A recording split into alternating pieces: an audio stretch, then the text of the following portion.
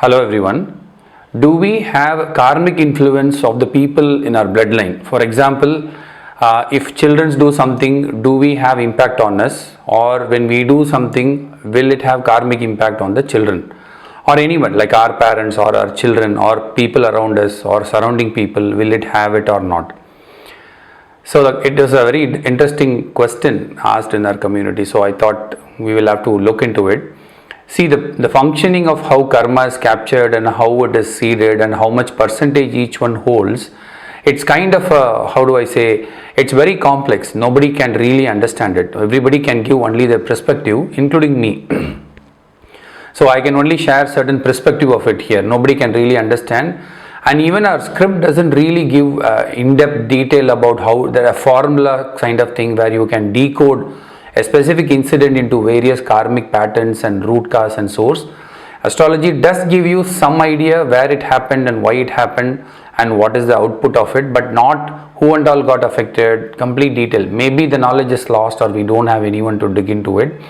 And I also personally feel it is unwanted direction because that direction is a very complex path to understand. The idea is you want to understand your karma is to come out of it so that you can become less baggage and you can progress further. So if you go deeper into understanding the science of it, no, it is a lot more complex. You'll end up, I don't think a lifetime is enough to understand. So now let's break this into a few small parts. For example, when a child does something, does it influence the parents or not? So let's break that particular part alone. See, for example, if your child is getting a good rank or an award, does it affect you or not? If it affects you, then obviously you are influenced by its karma. And if it affects you and you react based on that impression, then you took the karma into your conscious and you are acting upon it. For example, they say my daughter got a gold medal and she got the first rank and I am feeling so proud about it and I still keep bragging, then it is karma, and then it is karma has started and we will have to reap its benefit. Or it's a mark they've earned and we just saw that, okay, thank you, then you move on to the next one, then you already know how to cut it. Let's take a bad example. For example, you have bunked the college or you have not gone to the class and you have not told anyone. Will this have an effect on your parents? If they come to know, will they have an effect? Definitely it will have an effect, right? So they will feel bad about it or they will go into introspection of it. What did I do wrong to bring him up? Or did we really bring him up in a wrong way? Or where did we go wrong? Or should we punish the children? So many thought process when a parent undergoes, then the karma is passed on. Okay, how much percentage will differ from person to person depending on the situation and various other factors here, their planetary vibration, their individual previous past life things, they can do it. Now let's talk from a scientific angle here. So we hold certain type of DNA which is acquired from our parents, our father and as well as the mother. From the father side they have a complete set of lineage and from the mother side we have a complete set of lineage. All those genetical patterns are stored in our DNA and scientists say that only 2% of the DNA is what they have understood so far, and in the 2% only they are able to decode all the way to the first genetical Adam, the first human being who survived, through which we all are alive today. That means 98% of the information is still not being understood by science. So maybe down the line they will definitely understand it, but it holds a lot of vital information. So what happens here is if I am having for example, I hold my father's DNA, which has all his thought process, his behavioral patterns, my grandfather's thought process, physiology, psychology, everything is stored in the DNA, and my mother's side equally. It depends on the combination. So I carry both of them, plus I have my soul purpose, my own baggage from my past life, which is not visible in the DNA. It is through the astral cord that we get connected. So all these three things play a major role in my life. So it's same with everyone. So to answer you short, yes, whenever we do something, yeah, we do take credit for it, and some credit also goes to various people.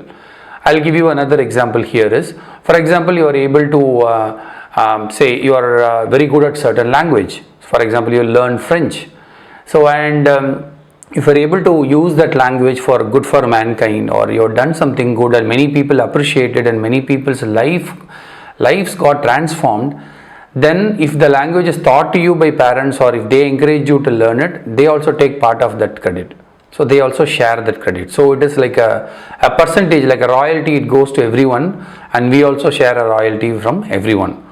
So how do we erase it? How do we come out of it? How do we reduce the burden? There are a lot of methods our ancestors have given us. For example, these samskaras, the regular practice of doing all the samskaras, all the shanti karmas, there are like a huge list of shanti karmas that we will have to do, work on it. And then if you allow to work on the regular kranti karmas, shanti, kranti and samskaras and day-to-day rituals, spiritual practice or any remedies you do for situation, all these things would erase those effects. It will erase the cord. Assuming that you are a body with multiple invisible cord around you connecting to the sky or anywhere out of your imagination, and each line is like a circuit, it is making you behave. Think like a puppet with a string where they control, right? So that is your default pattern, your genetical pattern or your purpose of life. It allows you to think certain way, it allows you to make decisions certain way. So your job is, karma is all these lines are this karmic wires. So when you practice these rituals or any shanti karmas or samskaras or any rituals, automatically those lines would slowly get faded off and then it will cut off. Apart from doing this shanti karmas or samskaras or rituals or even meditation, one of the important factors that you will have to remember is there is something called as ancestral rituals. So you remember that in Amavasya you do certain rituals, in certain times for ancestors you pray for them. Those prayers which is given to us by the ancestors are nothing but cutting all these influences, the karmic influences from our ancestors on us. So every time when you keep doing this, you are releasing that cord, you are allowing them to go to a next level and you are also allowing to be yourself. So ancestor rituals play a huge vital role here, like Malaya Paksha or Pitru Paksha or Amavasya, like a lot of things connected to ancestors that will erase you or free you from most of these karmic connections which you have influenced on others, or primarily what you have been influenced by your ancestors. So that particular practice alone might help you to completely erase the cord, cut the cord around you. Another easy method I can tell you is very simple: meditation. That's all. If you can meditate and be aware of yourself all the time and go deeper into yourself and understand that you are part of the existence and existence is part of you, then you do not have to really worry about whether my karma is affected to the people or people's karma is affected to us.